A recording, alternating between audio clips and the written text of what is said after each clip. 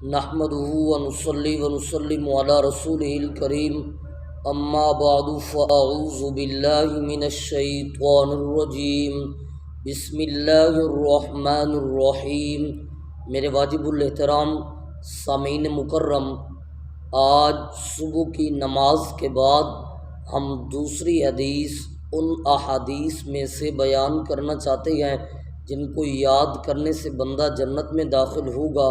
نبی پاک صلی اللہ علیہ وسلم کا ارشاد مبارک ہے، پہلے نمبر پر تو اللہ کی ذات و صفات پر ایمان لانا، یہ کل کی اور پہلی حدیث سی 39 احادیث میں سے جن کو یاد کرنے سے بندہ جنت میں داخل ہوگا۔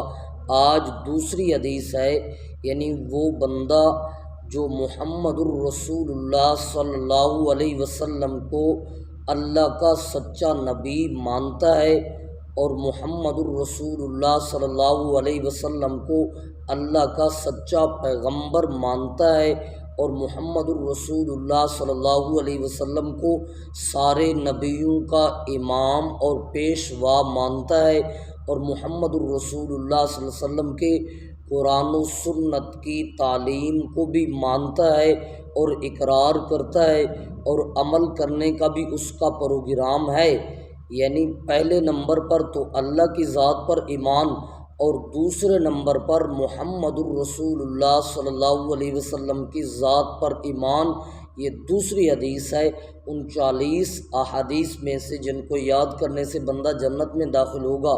میرے واجب الاحترام، اگر ہمارا میسج اور پیغام آپ کو اچھا لگا تو ہمارے ویڈیو کو لائک اور شیئر ضرور کرنا۔ جزاکم اللہ خیرا۔